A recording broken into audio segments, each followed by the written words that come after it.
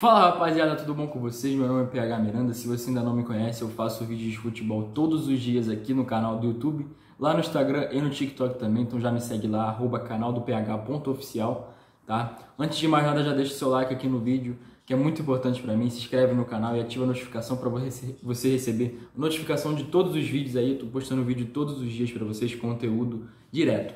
Valeu, rapaziada. Compartilha também o vídeo, que é muito importante, tá? Para divulgação aqui do canal.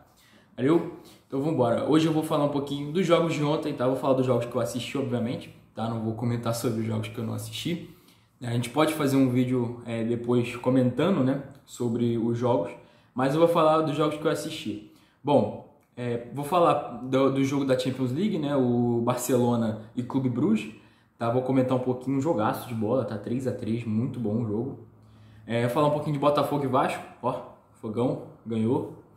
Tá? Eu vou falar também de Flamengo e São Paulo, tá? Flamengo e São Paulo aí um empate que é problemático, tá? Para o Flamengo, que agora o Palmeiras tem a chance, né, de abrir vantagem, né, e, né, talvez encaminhar o título, quem sabe, do Brasileiro. Mas enfim, vamos começar falando, né, de Barcelona e Clube Brugge, tá? O Yamal salvando o Barcelona, tá, de uma derrota que seria um desastre aí pro Barcelona, né? O Barcelona que já perdeu um jogo na fase de liga, né, que foi contra o próprio PSG, tá? E agora iria perder o jogo contra o Clube Brugge, tá? O Clube Brugge, aliás, eu vou fazer alguns comentários. O Clube Brugge muito bom, tá? Muito organizado o time, muito organizado defensivamente. Gostei bastante da equipe do Clube Brugge, tá? Não esperava um jogo tão bom defensivamente do Clube Brugge, tá? Apesar dos 3 gols sofridos, né? O sistema defensivo do Clube Brugge foi muito bom, tá? E vou dar destaque, obviamente, para o Carlos Forbes, tá? Eu confesso que eu não conhecia, não acompanho, né, os jogos do Clube Brugge, lá da Bélgica, e eu não conhecia esse jogador, Carlos Forbes. Cara, fez uma partida muito boa, uma partida assim de craque, tá? Uma partida de craque. Ele comandou todas as ações de ataque do time praticamente, né? E ele fez 2 gols e deu uma assistência, né, pro Clube Brugge. Muito bom jogador, é bom se atentar aí ao mercado da bola, que é muito bom jogador, Carlos Forbes, né, português aí do Clube Brugge. Outro jogador também do próprio Clube Brugge que eu queria destacar é o Van Aken, cara. Ele é capitão do time, esse aí eu já conhecia, tá, de outros jogos. Ele, cara, atuou muito bem contra o Barcelona, tá, tanto na marcação quanto na criação de jogadas.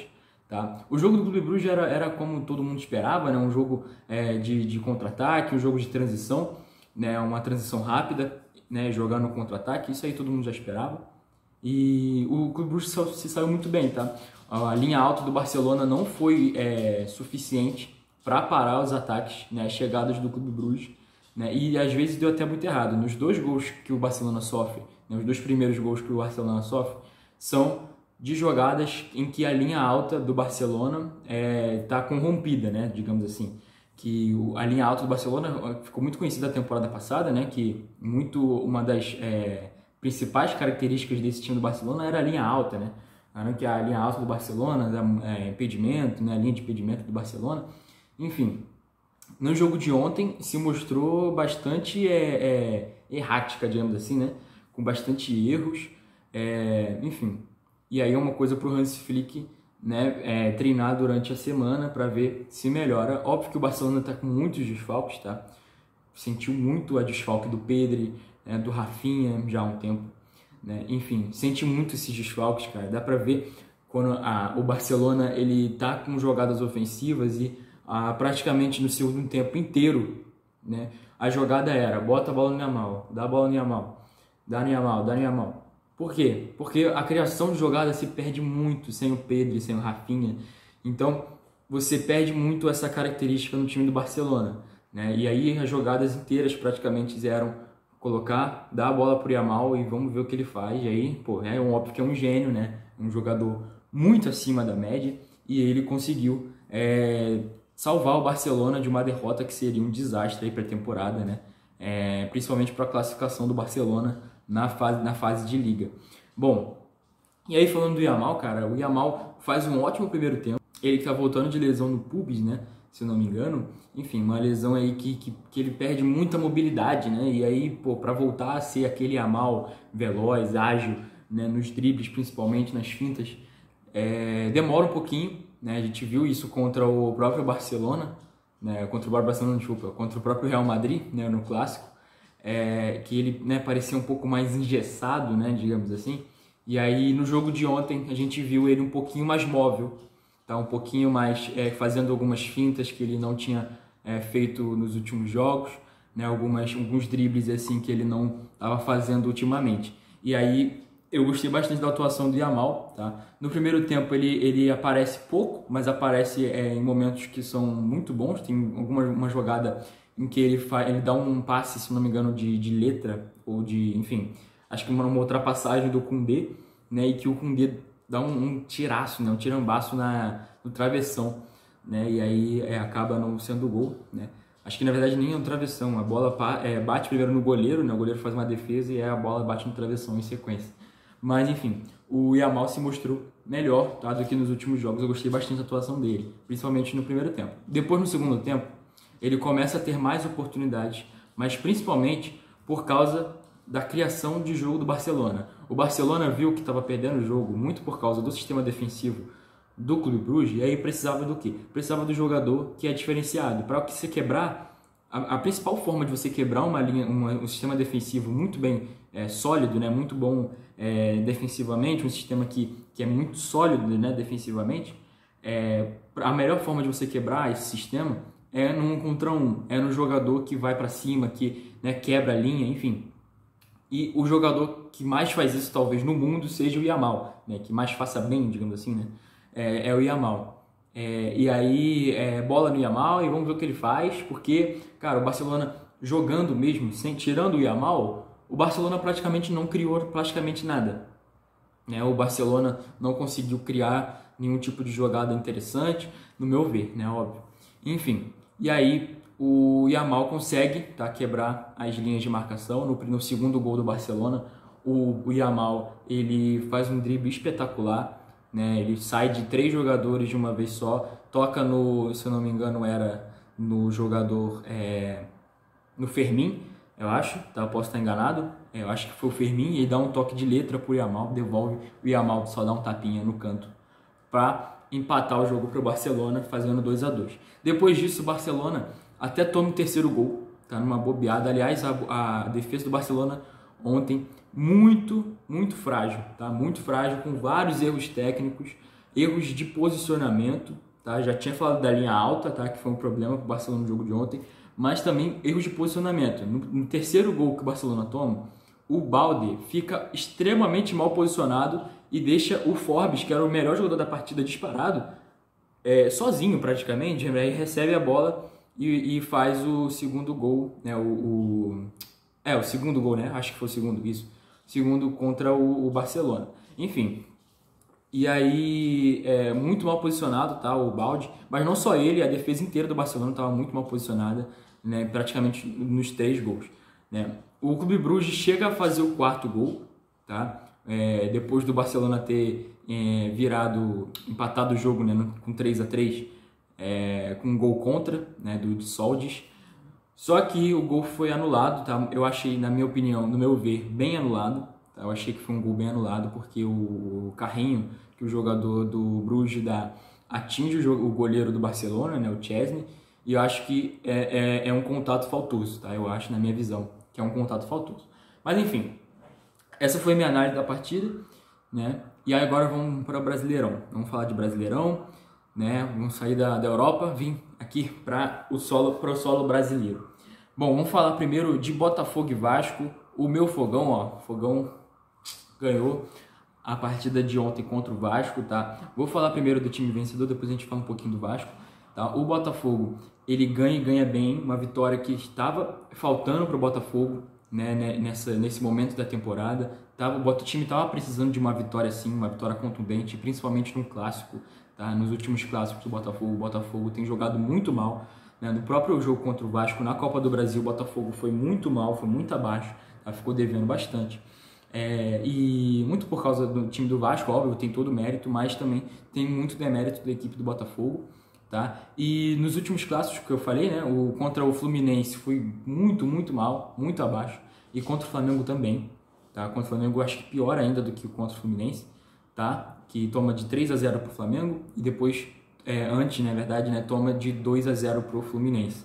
E aí a do Fluminense talvez tenha sido mais doída, talvez, pela sequência, né, de vitórias que o Botafogo estava em cima do Fluminense, né? Se não me engano, eram 3 anos, né, do Fluminense, em cima, de vitórias do Botafogo em cima do Fluminense, né? E o Botafogo perde essa sequência jogando de uma forma muito abaixo do que esperado, né? Por esse time que se espera realmente dessa equipe que tem qualidade, tá? Que perdeu muita qualidade, perdeu muito material humano na temporada passada, mas ainda assim é um time com qualidade, não é um time fraco, não é um time de lutar contra rebaixamento, é um time que é bom, é um time, na minha visão, de G6 de Brasileirão, tá? Se você pegar elenco, eu acho que na minha visão é um time de G6 de Brasileirão.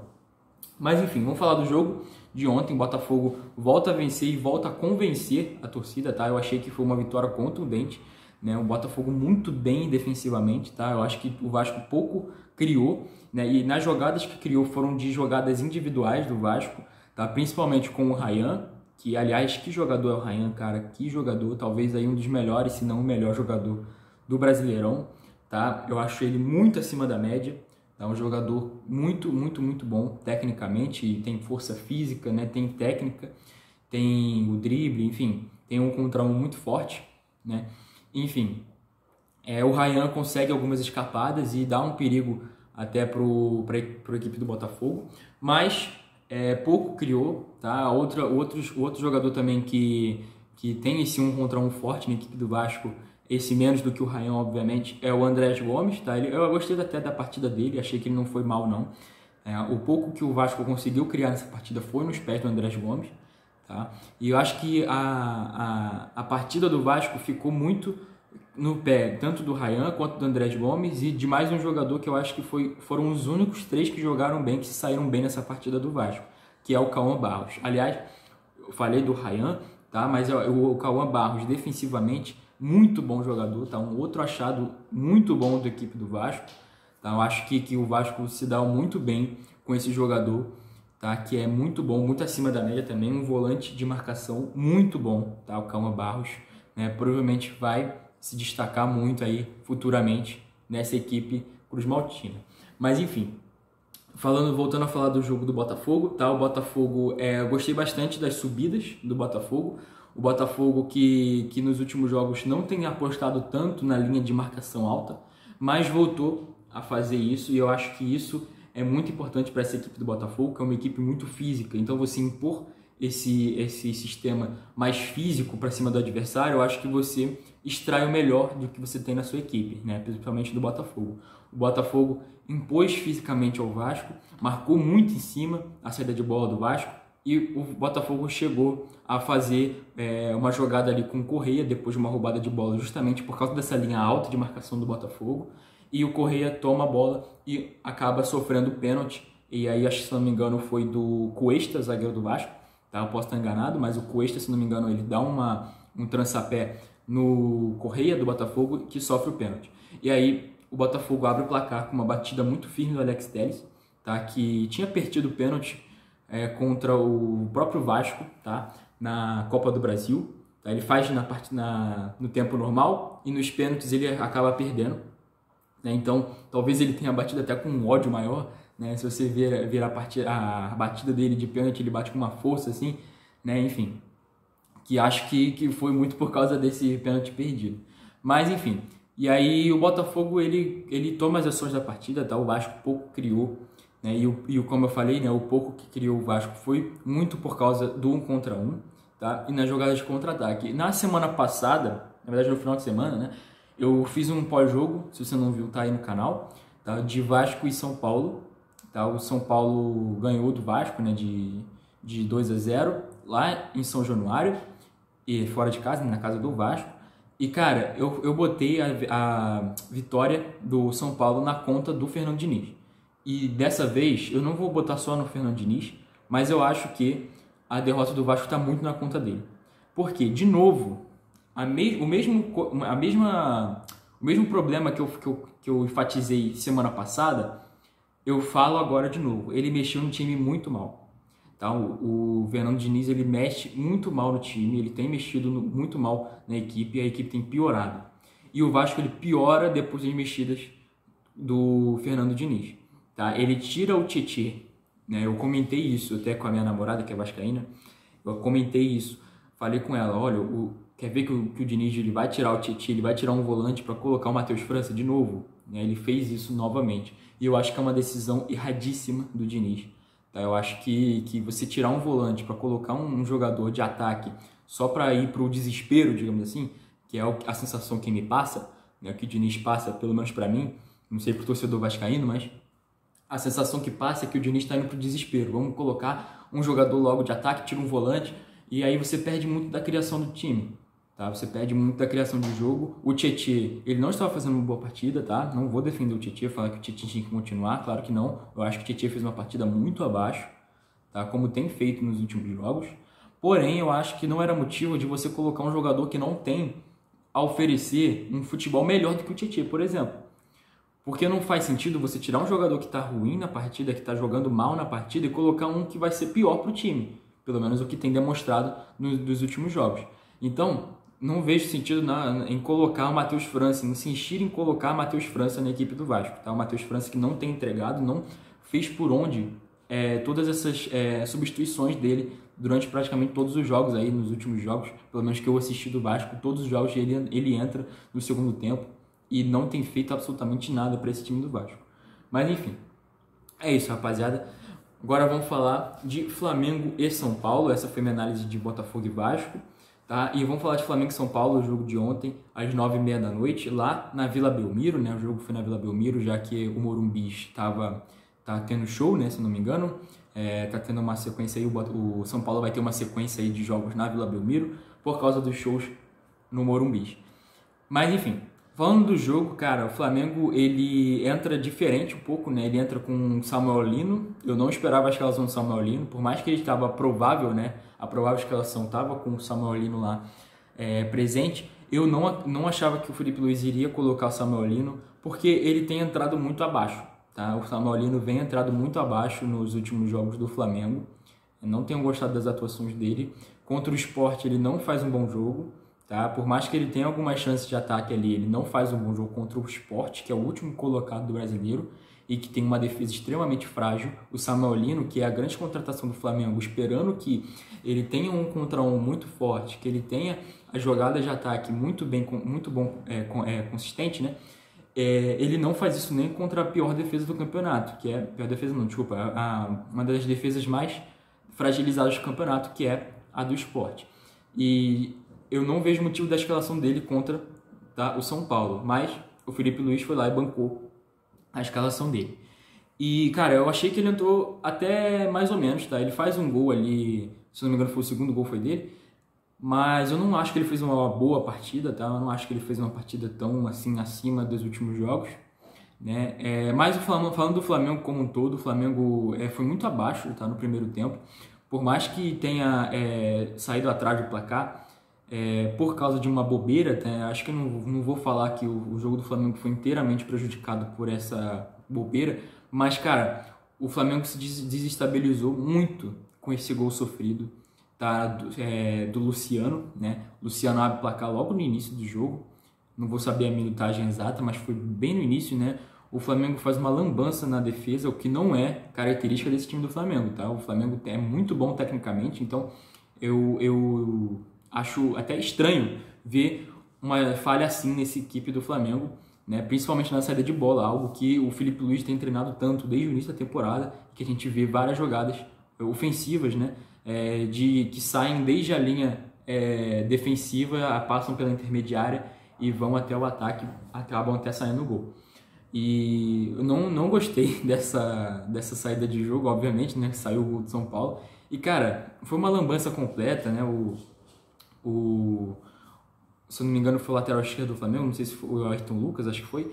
Ele faz uma lambança completa ali, junto com a zaga do Flamengo. Todo mundo, né, tem um pouquinho de culpa nesse gol, tá? E aí a bola sobra no Luciano, que finaliza muito bem. Aliás, o Luciano, que é carrasco, tá? Contra os 12 grandes clubes do campeonato, ele só não marcou ainda contra o Botafogo, né? Mas ele tem gols contra os 11 dos 12 grandes clubes do Brasil, tá? Então é um carrasco aí da maioria dos times, mas principalmente do Flamengo, tá? Dentre os 12 clubes, o clube que ele mais fez gols é contra o Flamengo, então é um grande carrasco aí da equipe rubro-negra, né? Mas enfim, voltando a falar do jogo, o Flamengo se desestabiliza muito com esse gol, porque quando ele toma esse gol logo no início, ele precisa fazer um gol logo, né?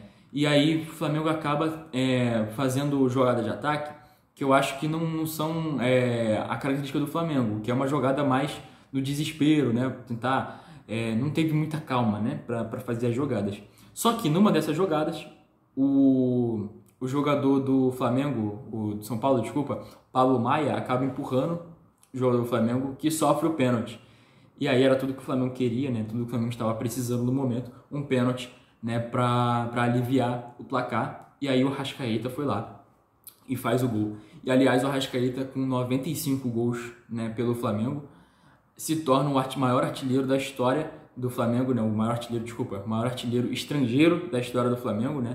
Mas enfim, o Arrascaeta empata o jogo pro Flamengo e o Flamengo, cara, ele continua fazendo jogadas que eu acho que não são a característica do Flamengo. Eu achei que muitas decisões foram extremamente precipitadas.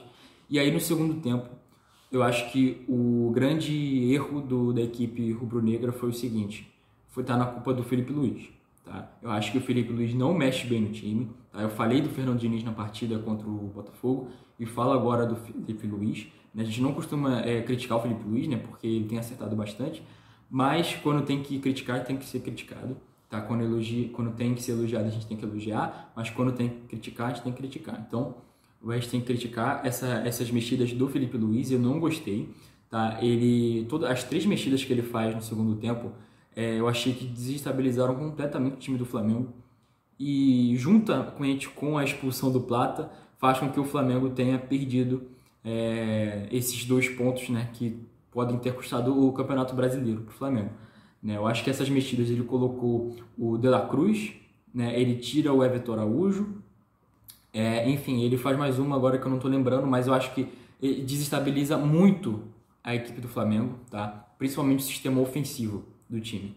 Ele tira o Arrascaeta e coloca o De La Cruz, que perde velocidade, perde técnica. Tá? O Arrascaeta é mais técnico do que o De La Cruz, né? E eu acho que o Flamengo perde muito com isso. E aí, com a expulsão do Plata, que aliás vou comentar um pouquinho, o Plata vai de novo muito precipitado na bola, tá?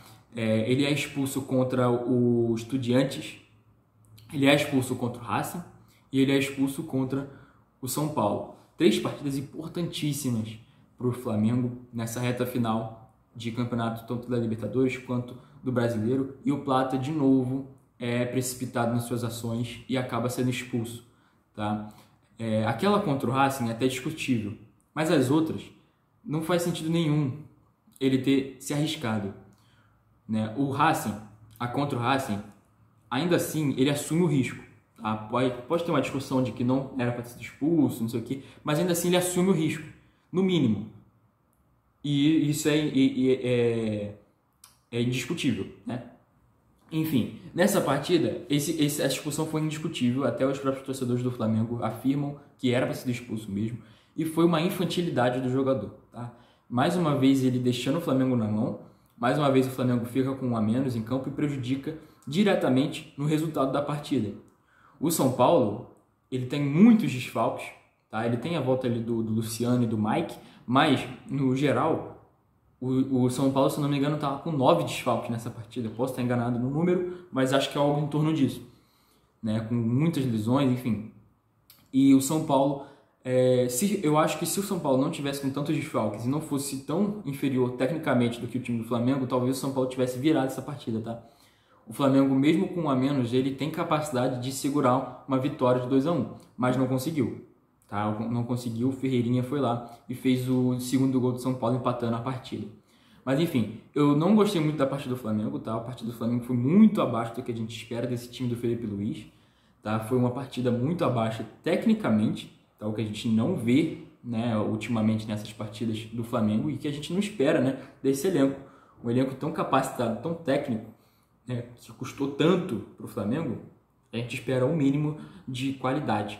né, de técnica desse time. E aí, tanto no primeiro gol quanto no resto da partida inteira, vários erros de passe, erros de posicionamento da equipe do Flamengo no ataque, eu acho que influenciaram diretamente na partida no empate do São Paulo, né, e principalmente, como eu vou voltar a enfatizar, nas mexidas do Felipe Luiz. Eu acho que isso influenciou diretamente no empate do Flamengo com o São Paulo, que poderia até ser uma derrota se não fosse o time do São Paulo, se fosse um time um pouco melhor tecnicamente e se não fosse um time com tantos desfalques, eu acho que o Flamengo perderia essa partida, tá? Mas enfim, rapaziada, esse foi o vídeo, espero que vocês tenham gostado, tá, dessa minha análise dessas partidas de ontem que eu assisti, tá? Mais tarde eu vou ver se eu trago uma análise aí das outras partidas, vamos falar um pouquinho de arbitragem, que teve bastante polêmica de arbitragem aí nos jogos de ontem.